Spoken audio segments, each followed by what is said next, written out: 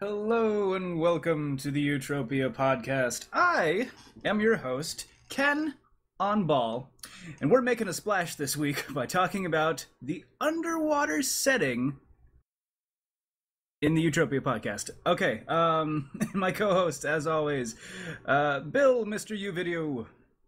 Hello. Chris Moonjump. Moonjump. And Todd Ogredose. Blub blub blub blub Blub, blub blub, blub blub, blub. blub, blub, blub, blub. You are listening to the Utropeia podcast, where we typically talk about tropes in the media. We have a rotation, and this week we're talking about settings, and you happen to have jumped into the deep end on the water. That's right, we got our Kickstarter funded. That's right.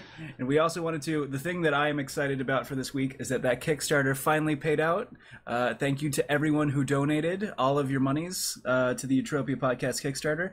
Those of you who pledged $10, you should be getting your Taco Bell breakfast reviews very soon. But yeah, no, we really appreciate it. Thank you guys for helping out on the Kickstarter. It means a lot. We finally get the bell, the pun bell, and it's going to be an Alexander Graham time. It never gets old. That's going to be good. What are you guys excited about for this week? I'm so pumped we have this thing now. Well, I saw X-Men. Yeah? But one of the things I was most excited about seeing X-Men, which was a pretty good movie. I liked it a lot. I was good with it. But what I saw in it was another trailer for Dawn of Planet of the Apes, which looks so cool. It's now they're getting into like the human versus ape war and stuff like that. And Told. yeah, it's gonna be so cool. And the other thing I'm excited about is they released a couple things more about the 48-hour film project. That, Oh, did they? yeah, just in general announcing the dates and stuff like that, and kind of finding stuff about it, and a couple of the other guys from Cosmic Octopus kind of met up, trying to come up with some just general vague ideas and see what fun we could have with it. So it'll be in July. Careful now, you don't want to have too much fun. No, we wouldn't have it without you, Bill. But yeah, so in July, me and Bill, for anyone who doesn't know, the 48-hour film project is just that. You get some general random criteria, and you have to completely write, film, edit, score a short film in the span of 48 hours and turn it in. And it's very tiring and a lot of work, but it's also a lot of fun. And this will be the second year that me and Bill are a part of it, so it ought to be a lot of fun. I greatly look forward to it. Did you want to plug last year's submission that you guys did? Oh, Because it won a couple of awards. yeah, we were nominated for 3 different awards, and we won one of them, which was the Best Actor award. And it was a short film called Virtue that we could put a link to in the description of this podcast. Totally. Both me and Bill have bit parts in it as well, so you could see us in all our acting prowess. Frisbee guy 1 and 2. Well, I think Bill was Frisbee guy 2, I think, I believe and so. I was a bartender in it. I actually have That's a right. speaking line, unfortunately. But yeah, we'll put a link in the description if you guys want to check out some of the film that we did for last year's. Yay! Cool. And Bill, anything that you're excited or bummed out about for this week? Well, I had a great weekend, so Yeah. still coming off that high. Had to go to the flea market. Yeah. That's right. But sadly, I had no money. We found a lot of cool stuff, but I couldn't buy anything. all But kinds of cool stuff. yeah, and weird stuff. Well, so yeah, Scribe got I was trying to narrow it down. We were trying to figure out from looking at it, but he got an old typewriter, Yeah. I think we narrowed it down to be from the 60s. Oh, cool. Cool. But he talked the guy down from like 20 to $5. Oh, nice. He's Flea like, he was just market like, I'm gonna just deals. walk away. I don't want to pay this much. And the guy's like, I'll give it to you for $5 if you come back. And he just runs up to us like, yeah, I'm gonna get it. I'm gonna carry this 25-pound typewriter half a mile. And it was blistering hot outside while he was Oh, carrying yeah. it. So I'm surprised I didn't get sunburned. I think Chris got a little bit. got a little red. I got a little red. I think I got tan a little bit. That's good. But and then I read my trades I got from Motor City last night, so that was fun. I unfortunately am still missing one from Avengers Academy. There's a gap in my trades, so I have to go out and find one more before I can read all the way through it. You know what's funny is that after we went to Motor City, I was talking to our Dystropia host, Skankass, I believe he called himself, and he mentioned that he might not come back to the next Motor City. And when I asked him why, he's like, well, I like the stories, but I don't really consider myself a collector. I just like to borrow them. And as I was going to say, well, I don't consider myself a collect, I kind of turned over to my bookshelf that was just just full of completely trades. filled with them. I Yeah. share your woes. Because I was like, oh, I guess I am that guy. I guess I do collect these. I don't know. I would say you're a collector if you go out and like actively look for them for the idea that they would be in your collection someday. I guess. Whereas I just buy them to read them. Like it's kind of a way to support but you still have the a artists collection and writers. of them. It's very semantical. Yeah. That's I the don't know. thing. Like I don't know. I consider you're a collector if you cherish your collection. I could give away those books or sell them or let people borrow them. But like my retro games, like I'm a little bit more iffy about. Yeah. And Chris, what are you excited about? Well, besides having the good weekend, Bethesda actually announced that they're publishing a game that actually looks very interesting. It's almost kind of an oversimplification of it, but what they're making is effectively a Team Fortress 2 type game. Okay. But it's actually primarily focused on melee combat, and it's going to wind up being free to play. I think they said 2015 is when it's going to come out.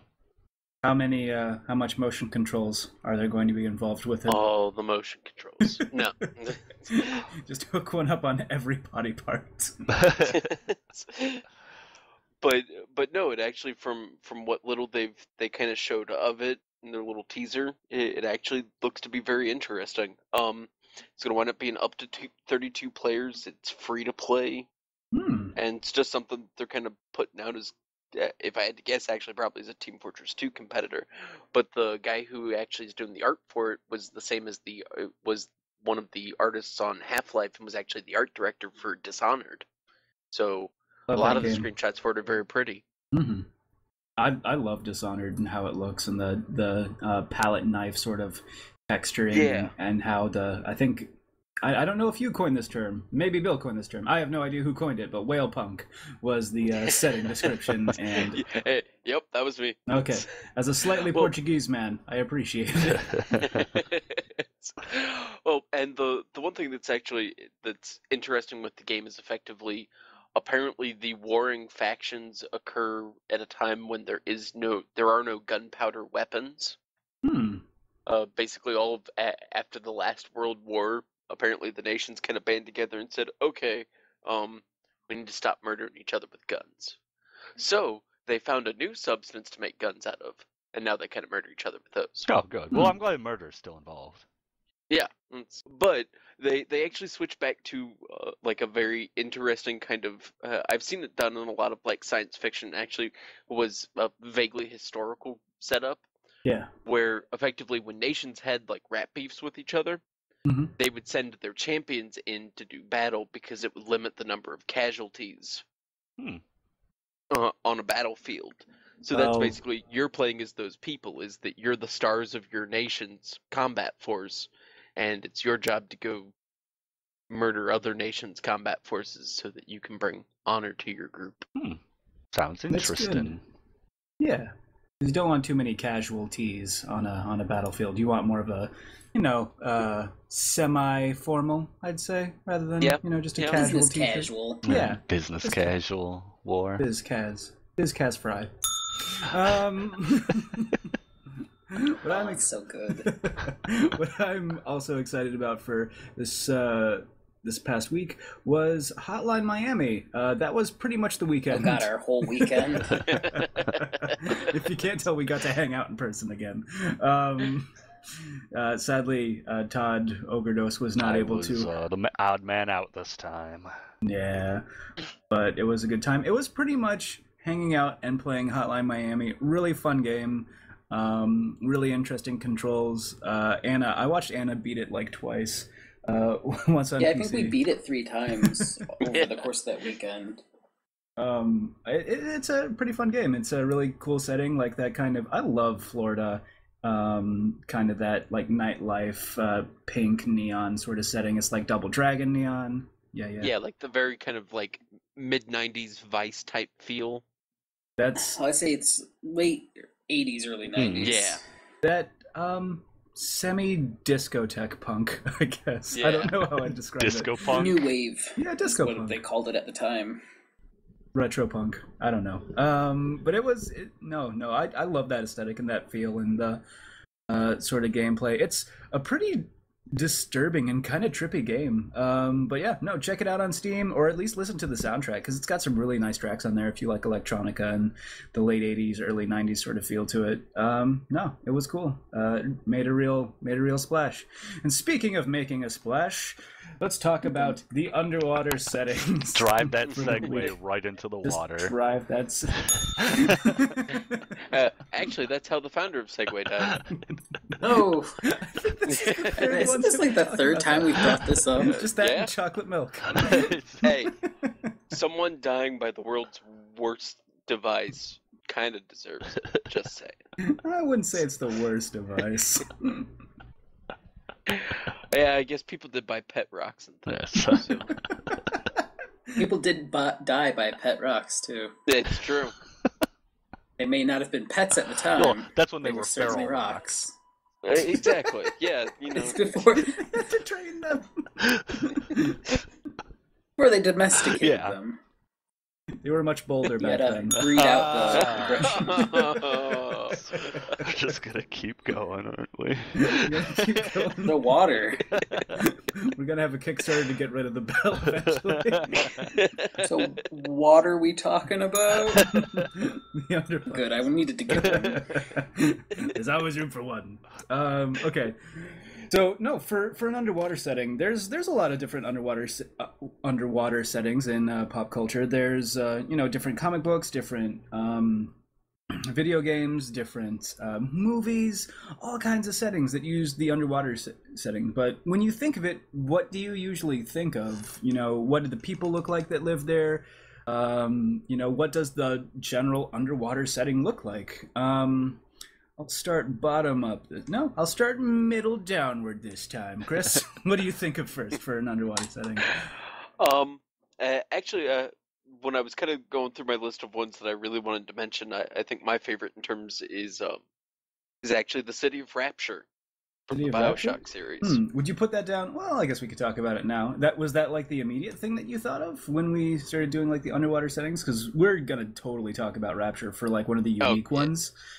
Oh yeah, because it's just so out there compared to a lot of the common ones. Then we're gonna have to go with the series that actually fostered my love of redheads at a young age, and that would be The Little Mermaid. Little Mermaid. Did you want to do? Well, we can do like movie versus TV series if you wanted to get into that too.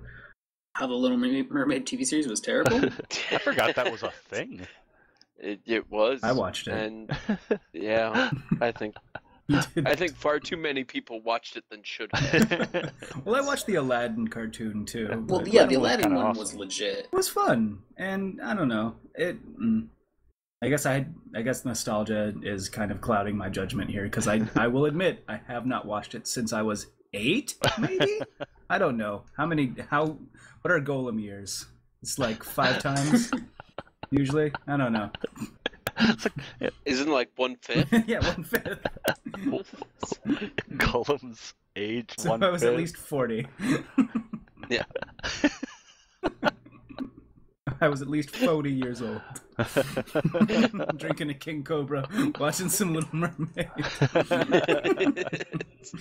Nah, no bell on that one. No bell. But plenty of Ariel. The underwater setting for Little Mermaid, it's Atlantis, and there's multiple different versions of Atlantis. Oh but yeah.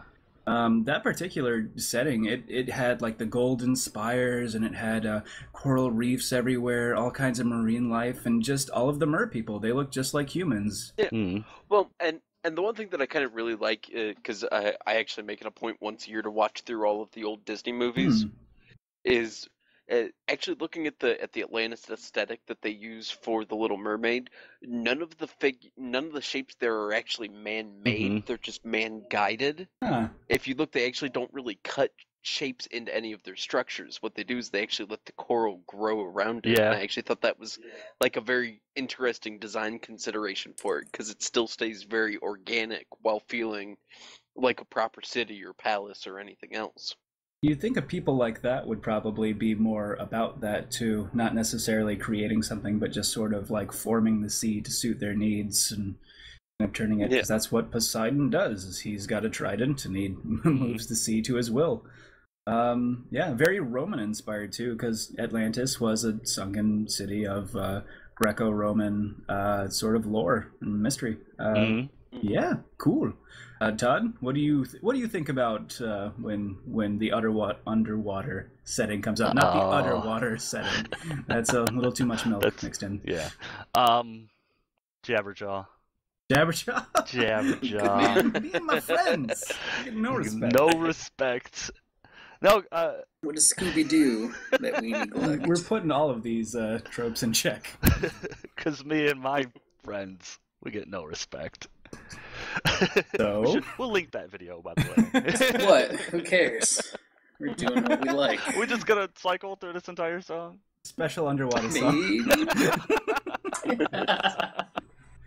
No, Jabberjaw was cool because it was like the futuristic look, like, oh, well, where would humans logically move on to, like, if, presumably we weren't just on dry land anymore, and it went into, like, the futuristic, like, bubble dome kind of cities, deep under the water, where we followed the adventures of a mystery-solving group of band players and their curly talking shark. And it was the Scooby-Doo formula. It was one of the old Hanna-Barberas, but they had like bubbly cars and stuff like that. It was actually pretty cool for an underwater setting, like I said, especially like a quasi-futuristic one. So that's kind of where I always go to, because Jabberjaw. Yeah. And that's not one that I'd typically think of either. And that setting is really interesting, actually, if we weren't able to get out into space. Yeah. Just go further down into it's like the ocean. reverse space. Really cool, too. And it's just sort of the Jetsons and transpositioning it underwater, too. Yeah. It's been a long time since I've seen an actual Jabberjaw cartoon, and not just that music video, which is awesome. Which is awesome. Whoa, yeah, no, that's a really good one, and it does take that sort of future aesthetic to it also. Wow. Yeah, of all the Scooby-Doo clone shows, I think it was the most creative. Yeah, because there's a lot of like the fish people kind of stuff in it too, and it was a really kind of imaginative show when you think about it. And Bill, what comes to mind when you think of an underwater setting? All right, ready? Drop it on me. The Aqua Zone. Whoa! It is a set a set of Legos from 1995. I got the Aquanauts. To 1990. Yeah. The Aquanauts, the Aqua fucking Sharks, the Aquanauts. Aqua Raiders, the Hydronauts, and the Stingrays. Oh my god, you guys the Aquanauts! Holy fucking shit! They've got a peg on their back with 2 little spikes on it. It's a good goddamn time. Dude, that was some of the best armor sets that Lego actually started doing initially as well, because they had like the bitchin' like diver mask helmets and things for the front plates and everything. Like, those were awesome. Chloe, you could attach stuff? It is one of my favorite, like, early childhood Lego sets that I had. Next to Ice Planet. God, Ice Planet. So good. I want to cosplay Transparent Orange Chainsaw one day. I'm not a cosplay man, but if I get the monies and the time and the motivation, I will do it. Transparent Orange Chainsaw. And someone to make the costume. Hey, sweet. Okay, she's asleep. Yeah, no, that's a really fun setting actually, because it's semi-modern too for the for the Aqua Zone kind of setting. It mimics like the Abyss almost, if you think about that movie. Just kind of setting up the underwater sort of plants and for research purposes or collecting crystals, almost underwater drilling sort of. But it has, just a little bit of sci-fi in there, just enough to make it fun and make it interesting and have different factions and stuff like that too. Okay, so we've got Little Mermaid, and we will absolutely talk about BioShock 2, and the Aqua Zone and Jabberjaw. These all seem to be cities, actually, for the underwater settings. So for all of these cities, they all also seem to be saltwater, if that makes sense too. There's no real freshwater cities underneath. Any speculation? Yeah, it's harder to get that deep in freshwater. Some kind of insane lake city. Yeah. Well, what I'm surprised about is that we didn't really touch on video games. One that I kind of think of almost immediately before the Aquaman for the GameCube. Yeah. Well, okay, since we're talking about cities, there's different interpretations of just Atlantis in general. And there's so many. Deep apologies for those of you who are Little Mermaid and Disney fans. It's Atlantia. I'm sorry, not Atlantis. I was the fool. Good thing you caught it during all those angry messages I'd be getting. Oh my god. It's not going to stop us from getting angry messages when they stop mid-podcast. We've totally lost our nerd cred with our video. No. We were total Cowboy Bebops during this episode. I mean, I lost ours. No, darn it. You mean Aqua Raiders? No. Curse my horrible displacement of those two shows. And for all these cities, they are all saltwater cities, and there's different interpretations on them. For the Aquaman sort of Atlantis, it's a little bit Greco-Roman, but they kind of do the modern monarchy sort of things. They'll have some areas with air in there too. Because Aquaman himself is half human or human. Yep. Human. And they'll have areas for visitors, and there'll be a lot of tapestries and murals. The Disney Atlantis, the Lost Empire. I love that movie. I don't care how many people tell me it stole from Blue Water. Is that an anime? Yeah. Okay. I don't know. People like to still talk about that, but the creators said that they didn't, but I don't know. It's really hard to say they didn't. The Lion King thing where well, see, the Lion King when it's though is clearly Hamlet. Yeah. So is Kimba the White Lion, if I'm not mistaken. And they're just both directly Hamlet. That's the pig story about an amulet that falls into a pig farmer's possession and get a little less poor chicken. I knew, but it's a little bit more difficult with Atlantis: The Lost Empire, just because it is really close in some aspects to Secret of Blue Water. It has an Aztec feel, almost. To it. Yeah, I think the visuals were a little bit better. Yeah, because I was thinking about the city of El Dorado versus Atlantis, and they're a little bit of a similar kind of interpretation there too. And they had that Atlantis being the origin of all language, which I was totally nerding out about. It was a really cool kind of interpretation of kind of mystical magic meets technology also for that particular movie. But yeah, a lot of these underwater settings are very technologically advanced. Maybe not necessarily in the traditional sense, but a lot of them seem to have like ways that can almost mimic our society or surpass it in most cases. Just to kind of survive and live in an underwater situation, which Yeah. Well, especially like Atlantis is. I think they go with that because it's such a mysterious thing. mhm. Because it is like this supposed lost city.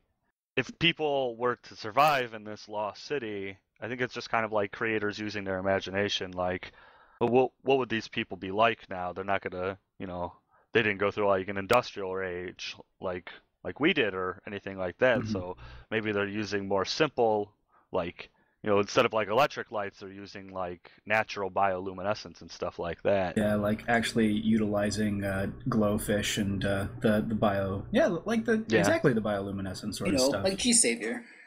Yeah, exactly.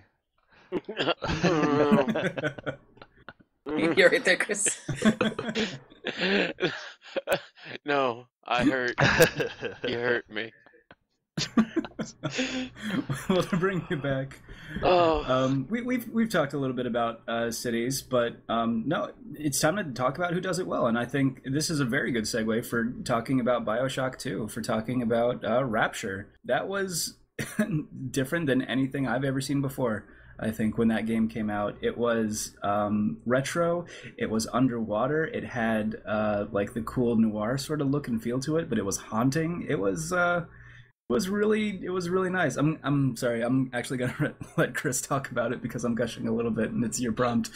But now take it away, dude. All right.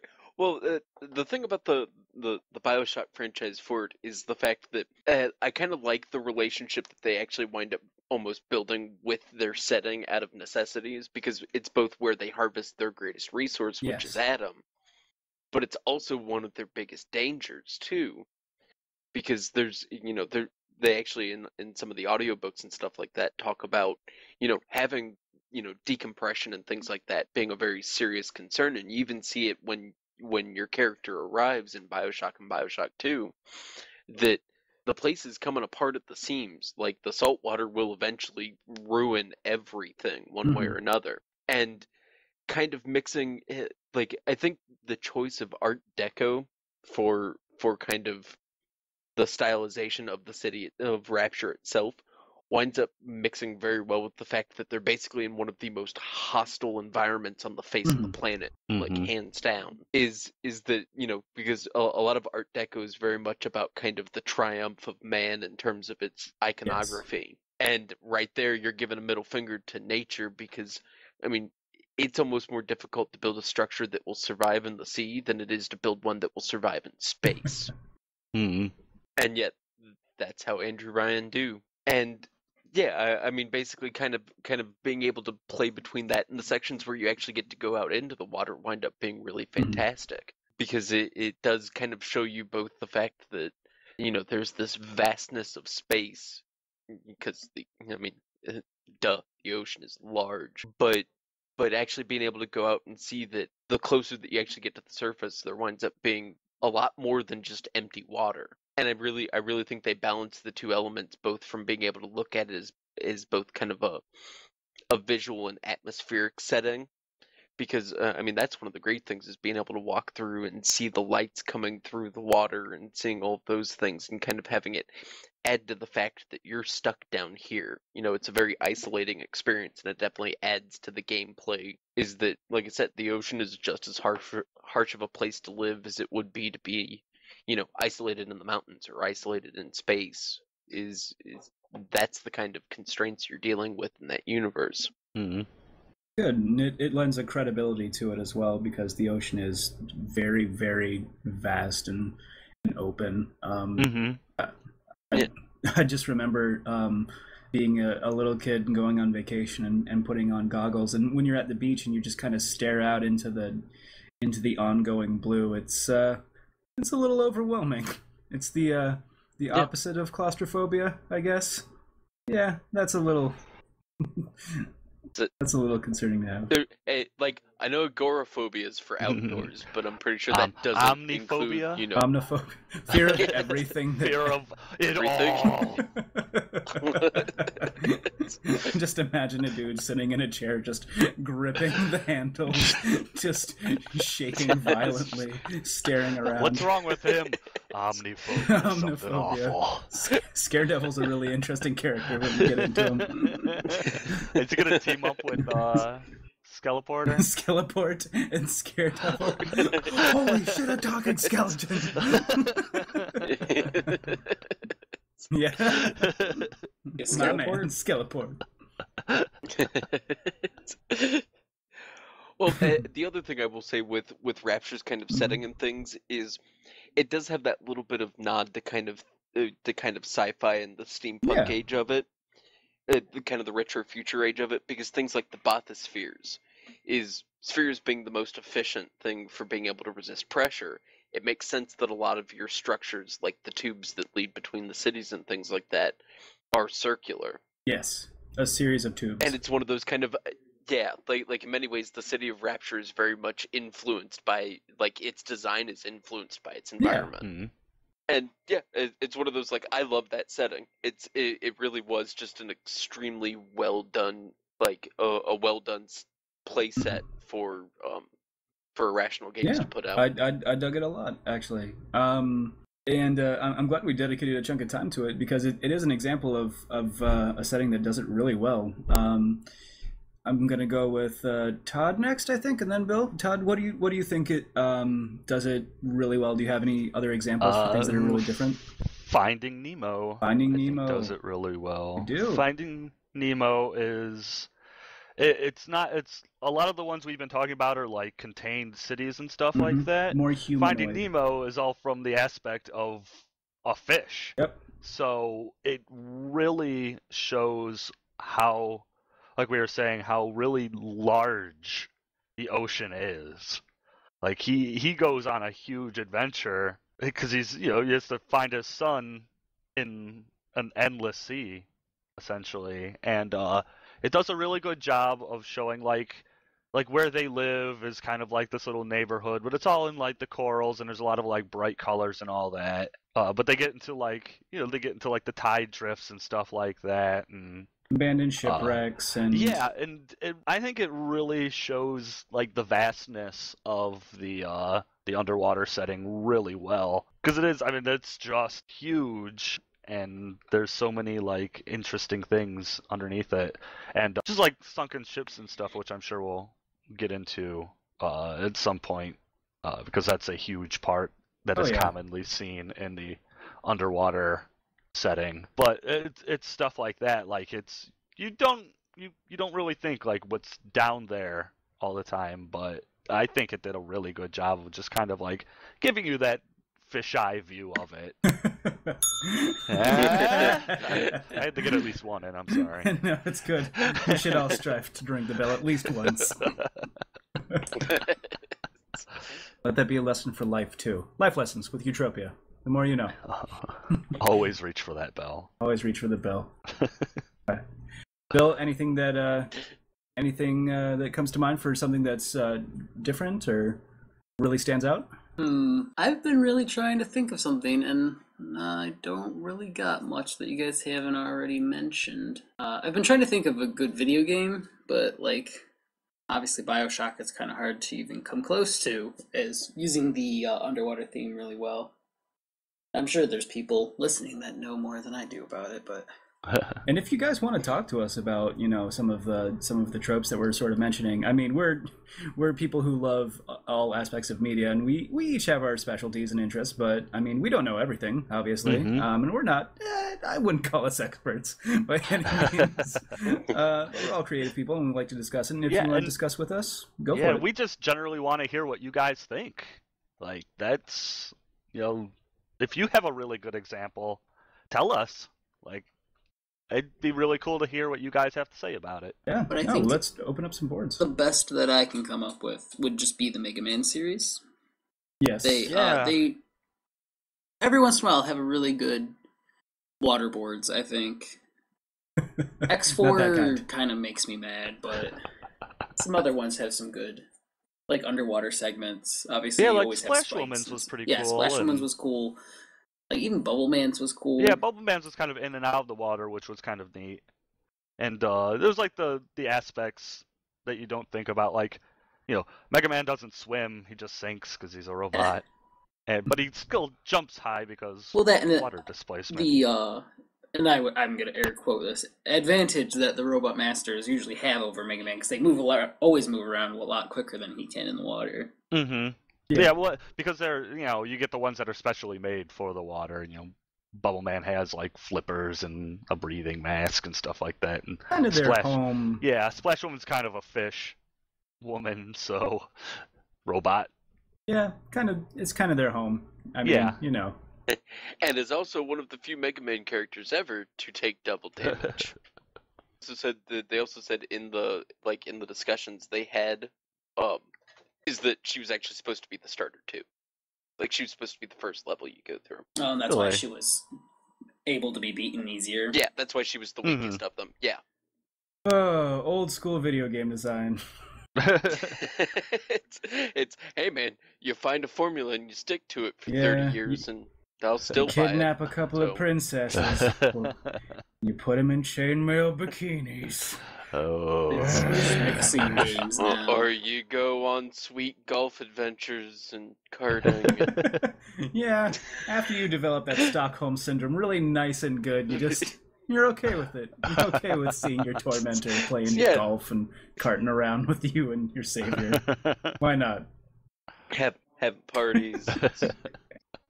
Not a bad life overall. I guess not. I mean, Everybody gets along. Well, shoot. I guess we're segueing into video games, which is good. Now the only this is the only time that I think Zelda kind of does the water levels okay, but a lot of the Zora's cities I'm really into. Zora's Domain, one of the few freshwater cities that we've talked about. Actually, it's not necessarily underwater, but it's very water incorporated. It would be like Lake Hyrule and stuff, wouldn't it? Yeah. Lake Hyrule. The temple is actually underwater. The temple is underwater. And terrible. That's well, at least Ocarina of Time. Ocarina of Time. Oh, are you? I need to hear a little justification for some of the other ones because Majora's Mask was not particularly forgiving or good. I actually got through Majora's Mask in the first shot. I'm just going for Ocarina of Times as being kind of that first learning cliff really in the Zelda series because they're just like, hey, here's a temple. I hope you dedicated a block of 3 to 4 hours to push through this one. It's infamously bad, isn't it? That particular temple. Well, because it is one of the few places that you can actually use your keys in the wrong order and just not get the long shot. Like, you just not get something vital to the game. And they did that in Ocarina of Ages, Oracle of Ages. You can use the keys out of order, and then you'll be unable to finish the game completely. And oh gosh, what a good game mechanic. I know, right? And I want to clarify a difference between, I know a lot of these water levels, especially in video games, and that's what I want to kind of talk about for who does it badly for the water level mechanics. I know in a lot of video games, a lot of the underwater levels aren't good, but I want to specify the difference between the setting and the gameplay because our friend Scribe, who will hopefully guest star on one of our future episodes, mentioned Echo the Dolphin as a game that does it badly. But I don't think it's because of the setting. That's really more of the game mechanics, and because of the lack of the direction that one would get when starting up a nice session of Echo the Dolphin. There's a lot of what do I do and very unclear game controls and just sort of motivation and direction in Echo the Dolphin. It's a beautiful setting though. Like, it's really nice. I remember being very impressed with it when I first played it, and having it be that sort of coral tropical setting, and everything was colorful and nice, and it was kind of cool splashing around as a dolphin, I'll admit. I mean, we obviously bought it for some reason, and it was probably just to be a goddamn dolphin and swim around. Well, and that also brings up like two other games that come to my mind: Treasures of the Deep and Endless Ocean. Okay. Those games are really nothing more than exploring the ocean. Like, I don't know if I would say they're good games, but they fill this kind of like niche kind of like desire. Like you said, just Echo the Dolphin, you're a dolphin. And Treasure of the Deep and Endless Ocean, you just are a diver who dives and looks for treasure or just kind of looks around. Yeah. Are you talking about that niche of people who want to listen to Haley Westenra? Also that. Because that's my jam. Yeah, buddy. Well, there's something to say about that, because there is like the ocean, like exploring the ocean is beautiful. I mean, Yes. like if just look at real life examples. I know we talk about the media. You look at real life examples of what, like, you know, the Barrier Reef and all that. Yeah. That is breathtaking scenery, and like the contrast of blue with, you know, bright orange and reds and stuff like that for like coral is really just exploring kind of thing. So while some of those games may not be like exciting, like, you know, functionality wise, they're meant to kind of express just that, just, you know, why people go scuba diving and snorkeling, you know, that kind of thing. It's sometimes it can be used to sort of an advantage, though, because I think of the Donkey Kong Country level, because the music is very, very like soothing, and you're just kind of floating there. You get to it's ride really a nice swordfish named Engarde. Yeah, that's awesome. You get to ride a goddamn swordfish. Named How Engarde. awesome do you get to That's say that? beautiful. But that level is very stressful. Like it's pretty hard if you go back and play it. Octopus is chasing you. Oh yeah, no, it's a stressful time. You can't knock anything out. You have to avoid everything. But it has this serene and calm, peaceful music in the background as you're going through this coral reef of death and frightening things. Yeah. Well, and I think one of the things you run into, and part of the reasons why a lot of video games do their water levels poorly, is because in many ways, like, the ocean is not a forgiving place for good game design. No. Because it's open. There's a lot of, you know, yeah, you could go along the bottom and see a bunch of things, but a lot of that's also by tides and by pressure. Is not very interesting terrain itself either. It's beautiful, but in terms of making set pieces for people to play around in, I mean, that makes it very difficult.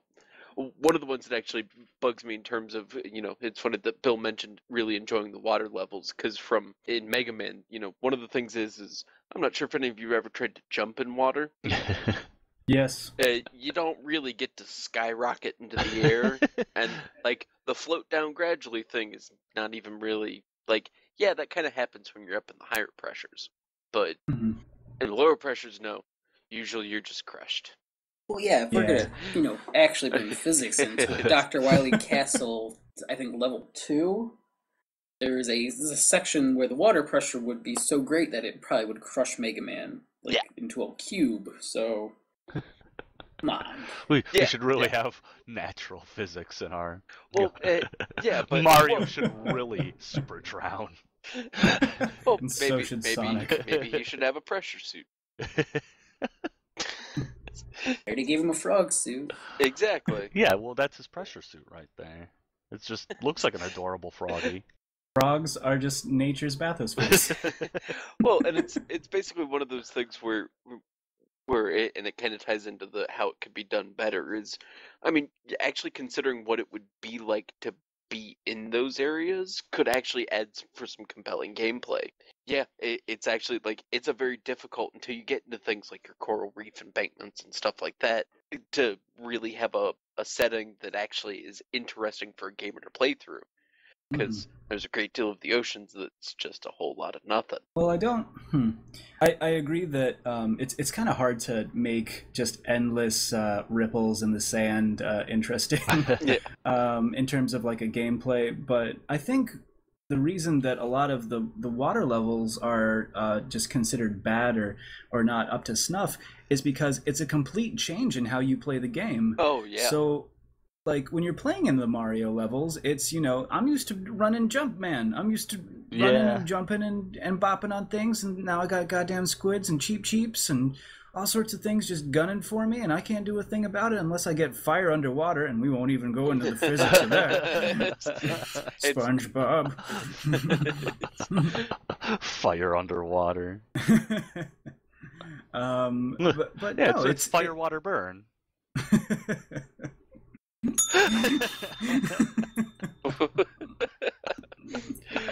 But yeah, and I think that is part of what it is that someone can make a really good system for being able to play standardly in a game. But Sure. yeah, as soon as you get underwater, I think developers realize that they have to change how the game works for it. But yeah, it is almost one of those kind of like taking a cold shower is all of a sudden all of that is different, and you now basically have to relearn your own game. Mm-hmm. It's a whole new mechanic for a lot of it if you want to have the underwater level. But if you if you want to improve that and you just like slowly incorporate it, or you have that kind of in the tutorial levels, or if you do have a whole game that is set underwater, it won't be as much of a jarring experience because you'll be used to it. You'll understand what the mechanics are, and unless you sort of explain away how you can move normally in the water via MacGuffin, then it's just that sort of shock. It is getting dunked into cold water, figuratively and actually in certain cases. But yeah, I don't think a lot of the water levels are necessarily because of the setting, but because of the mechanics sort of associated with it. One of the games actually that I thought, I was just thinking about in terms of doing it well was actually Hydrophobia. The game itself was not really all that good, and well, because at the end you wind up having the power to control water, so that's a thing. One of my favorites. Yeah. One of my favorites. But it's actually they use a lot of the mechanics of being in a place that is sunken and sinking and having to deal with kind of how that actually affects it. So things like water pressure coming through a bulkhead will push you towards a direction. It will carry you. It will make your movements less precise. There's a lot of being trusted to fate in it, and it actually it creates a good setting for the story that they're trying to tell with it. But there were still definitely a lot of unpolished pieces in that. But it wasn't due to their lack of good setting. Mostly just the gameplay. Mechanics in it. It was unfortunate, but it was a good idea. One series I will actually say outside of video games that does it poorly is actually one that even has the C in its name, and that's Sequest. Sequest. Because you had a group of people and a jackass talking dolphin. His name was Darwin, by the way. Yeah, I'm not going to respect the animal by calling him by a name. That also had, wasn't it, what's his name? Plays Brody in Jaws. Wasn't he the captain? Yeah. In Sequest? Richard Anderson? Yeah. And, oh man, now I'm flashing back to Sequest. Fun fact, I'm just going to set this aside because it's a fun, personal experience with Sequest for me. In one episode, they talk about pollution in the water, and there's like an eco-terrorist, and they specifically bring up a little incident close to home for me, and they talk about my city's river catching on fire, the Cuyahoga River by Cleveland. So Sequest has always been a special place in my heart, if not just for that reference. Just for letting you know that your river caught on fire. Just for that reminder that we kind of get all the time anyway. But that was on, national television. But I mean, the sad part with Sequest is besides basically like your splash screens for intro and outro and in between commercials, and then the occasional torpedo fight that rarely ever happened because they're relatively peaceful. all they did was travel in a boat underwater so that they could have a tiny set, so that then they could go up to the surface and deal with shit up there. But very little of it actually had to do with the fact that they were in the sea at all. They were in a submarine. Yeah.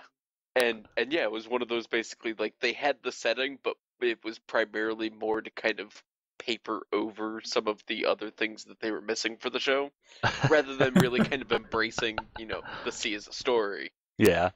Sea Quest, beautiful. The name alone brings to mind something I know is a great show. Question mark. Well, the sequel was great, but Sealab 2020. Yeah. I was wondering if that was going to 2020. get mentioned at any point. Sealab Which, underneath the water. Well, that was Sealab 2021. Well, Yeah. why would we talk about the original when you could talk about Well, that? because we're talking about things that did it poorly, which Instead of things that did it awesomely. Yeah. But it's funny because like just talking about how bad Sequest was.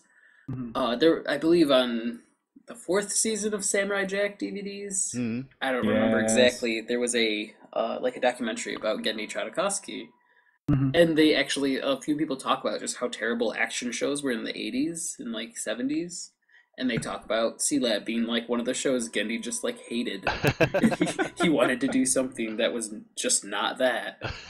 And that's the brass ring to reach for. It's like, God, we're not Sealab. And also I saw this actually the other day when I was watching Toonami or before Toonami came on Adult Swim. Somebody tweeted at Adult Swim about how close we are actually getting to the year 2020 and 2021. Oh, we are. Does that mean that we get to have a party? We should. Does that mean we get to put our brains in the robot bodies? Also that. Tiger bodies, at least. No, you can't put your brain in an animal body or else you have to be in the zoo. What if it was a robot animal? That's what I'm saying. Why so small? You can hang out with Hesh.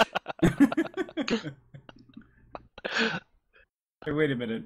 We're not Sealab 2020. We can't make these jokes on the podcast. We can't just rip off that whole first episode.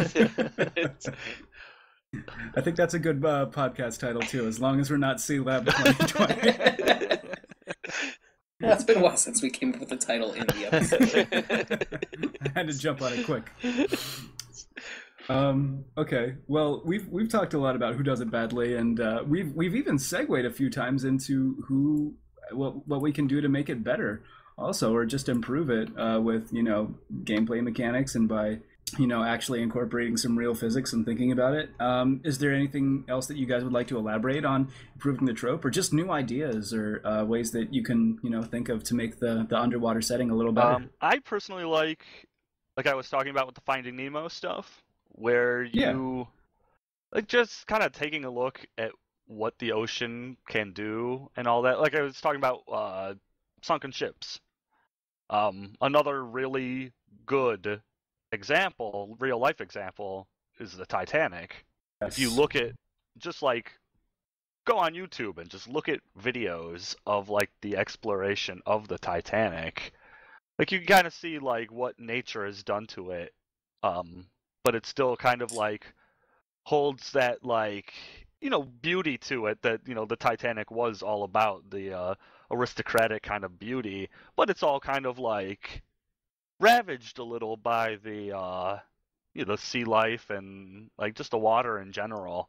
So I think incorporating that kind of thing, just the interesting visuals you can get from an underwater setting, and stuff it's brighter towards the surface, but when you get down deep it's darker, so you got to have anything that's down there usually has some kind of either mechanic to them where they can see down in the dark, or some kind of we were talking about with bioluminescence. So I think just taking the aspect of what's in there, living and non-living, and kind of incorporating that into a setting really opens up a big window for stuff in an underwater setting. I would agree. Yep. It's it's cool. And just I think ruins might be a future setting that we do, because like the Titanic and how it's sort of terraformed.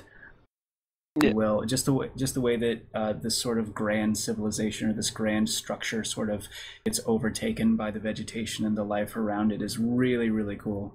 Yeah. The ruin and the cool way that that's done. Yeah. Well, and my recommendation with it would be is, when we talk about making an interesting set piece out of the ocean, I think the one thing is that there's actually a great portion of the ocean that we haven't explored, even kind of rudimentary. The Marinara Trench. Yes. It is full of pasta sauce. It is so full of that red ragu. Is You it, wouldn't even is it in know. the Red Sea? Yeah, I had the pot at that one time. In that episode of Mario where I was Moses. Let's not talk about that. And the Three Stooges were there, and they had no purpose. But I mean, one of the things that definitely allows you to do is some level of speculation, and that's definitely kind of a ground that hasn't been tapped into. Because I mean, you figure in some parts of the deep ocean, that's where you're dealing with things like, the 45-foot long squids, or the terrifying like dagger-jawed fish that are bioluminescent and horrifying, and like Goblin shark. Oh, the goblin shark. It's so terrifying. Yeah, and it winds up being one of those, there's actually a great deal of cool things you can do with it. And then really the big thing is even if you're in the deep ocean, land is still something we kind of almost need as the reference point. Mm-hmm. So you can still set a lot of like very interesting settings deep that still allow you to kind of both have a speculative aspect to it, a creative aspect to it, as well as kind of still being able to be in that type of awe-inspiring area outside of it, so it still gives you like really great vistas and things to be able to look at or be able to write about, and kind of give your audience kind of a sense of awe. But it also allows you to be able to add some really cool things into your individual settings and plots that I don't think actually really has been tapped into at all.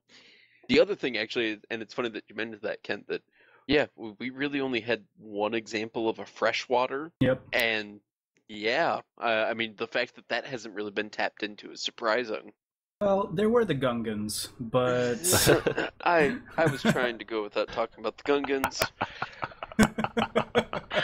Oh, just when you least expect it. Gungans. Also, a very possible podcast. The thing about, I know the Gungans were, people have issues with Jar Jar. Everyone does. I especially have a few. But the thing about the Gungan civilization as just a setting, pretty effing cool. Well, even actually. I like the designs on the Gungans. Like, they're kind of neat. Yeah.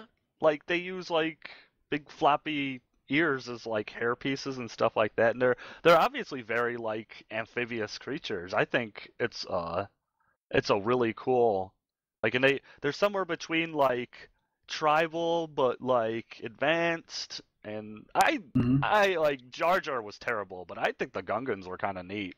Their civilization just had like, it was a lot of pods and it was just kelp. Yeah. And they had the bioluminescence, but it was the freshwater kind of look and feel to everything. And that's we talk about Atlantis and about like city civilizations underneath the water, but that was different. That was a lot more different than any Atlantis we've ever seen or any underwater civilization we've ever seen. It also very spherical with a lot of bubbles, and their weaponry was sort of exploding plasma like fish eggs almost. Well, I mean, you figure it's kind of like the people who split water into like hydrogen and oxygen. Like, you've got almost perfect kind of explosives and things like that to deal with as well. But no, yeah, just sorry. I was gonna say, but yeah, I mean, there's actually like, and especially being able to use the fact that you are in the ocean. I mean, because one of the series I've been reading here recently has been the Dune series, and to actually watch how the entire culture and lifestyle of people is based on that scarcity of water. Well, imagine about the scarcity of other things that you might have as a result of living in water, oxygen, things like that. Like maybe Spice? growing things, like maybe Waterworld? No. That was more above the Yeah, water. I really wanted to shoehorn Waterworld into here at some point, especially. He I was had gonna bring it up gills, when we Todd. got to He it. had gills. But I mean, you get into that with if you've got so much water, you don't have like, how do you grow stuff if you don't have like ground? Which I guess you Yeah. still have, but it's Yeah, but then Way the far into question the water. the question on that is how does a society build around that scarcity, you know? jet skis. No, clearly. And gills in their face. A water world. It derpy Half web now, half feet. now, half Bill, anything that you can think of for improving or making it a little better? Different? No. I'm just terrible. Bill Well, really did kind of like wear himself out with the last couple episodes we did, though. So. Well, yeah, he is kind of like Clearly. a fish out of water right now. Yeah. Oh, Yeah. there it is. I don't just something I would like to see more of. Yeah. Which it's shown a lot, but it's never like used in cool ways. Is when modern cities are underwater. Yeah. Like we mentioned Waterworld, but it's just shown. Like AI, I think has like New York underwater What or about, something. It's been a while since I've seen Futurama, that. Lost City of Atlanta. Yeah, that is. But like I think like one of the things I thought about while we were talking was Hammer Boy. Whoa. It's this weird Korean animation from like 2003, and I've only seen the beginning of it. But they live in a skyscraper that's kind of like an island because everything's underwater. And That's like that's a cool interesting. concept, but I'd like to like take it to the ground level, so to speak, of like just like I don't know, having an environment. Thank you. Having the underwater city be like people still living in that, kind of like Futurama, but a little bit Mhm. more technology, not mutation. I don't know, I think it's because I like Ruin in general. Like Ruin, Yeah. they're cool, and I can't wait to get to that episode. But It might be I the think next it'd be one. a cool incorporation of it. After Labyrinth. Thanks, Chase. Can't wait for that one too, right, Todd? Because you know what's yeah, gonna we all happen. know what's going to happen in that. I assure you, our Yeah. listeners already know what's going to happen in the Labyrinth podcast. Yep. We're all just gonna watch the Maze Runner that comes out in August. Reminds me of another movie too, but I'll get to that Yeah. later. Okay, cool. I guess in terms of improving or just new ways to kind of view the underwater trope, I was thinking about what you were talking about, Chris, the freshwater. We see a lot of tropical underwater settings. I imagine it's the most comfortable to probably live in, of course, but what we don't usually see is the Arctic underwater setting, unless, Pebble and the Penguin, but very, very loose, not necessarily completely underwater. I don't know. I think that you can do some cool stuff with like ice situations or kind of retrofitting it, or even having a planet just full of water, just all the way water all the way through, and kind of treating it like the Jabberjaw setting, but just having it be space, just that space setting. There's a lot of parallels to it. Also, think about this: does underwater always have to be under the water? You can have a magic setting where there's just spheres of floating water everywhere. You can have it so that like water is flowing upward, or that you can kind of go into different ways to look at it. I remember, this is fairly obscure, but back in the days when Xbox was really, really new, like the first gen Xbox, and the controllers were massive, as big as your face, there was a game called Vex. If anyone remembers this, I will be very impressed. But one of the first levels that you go through, you go up through a tower, you jump up, and there's just a big pool of water that you have to swim through to get up to the top tower, and then you pop back onto land, and then you go through like 2 more sets of water, and it is just beautiful. Just all the refraction, it plays with your kind of perception of space. sort of like MC Escher, my favorite MC. And it's very light tab, but no, it's you can do a lot of cool stuff by kind of thinking outside of the bubble, I guess. The extended one. And really kind of playing around with what sort of rules you have with how you utilize aquatic, I guess, just in general base setting. But yeah. Any closing statements or any final thoughts on this week's podcast? No. I think we actually covered a lot of our we went pretty deep underwater. It feels good. It feels good to have the spell, you guys. It feels right. It does. It feels right. Okay. And Todd, I believe you wanted to take over for next week's archetype. Oh yeah, character archetype? Yeah. Yeah, because that's the next one. Well, I got to thinking about it because we're all such close friends. But sometimes there's a character who doesn't have any close friends. That character is the loner archetype. The loner archetype. Yeah, someone kind of doesn't have anyone or anything. The orphan. Yeah. Interesting. Very cool. Well, it sounds like next time we'll have a... I was going to make an orphan joke, but I don't think All right. Well, thanks for listening in to this podcast. Sorry if we drowned you out with all of our talk. But yeah, until we talk next week, this is your host, Ken, Pumpkin. We'll start from the bottom down. Oh, all right. This is Todd, Ogredose. So just Todd, because there's nobody below him on the Well, list. I meant top down to the bottom. Oh, but I messed it up. I'm sorry, guys. I was the one. No, I'm also Bill. And I too am also Bill. That's not right. And until we Bill Geek next week, bye-bye.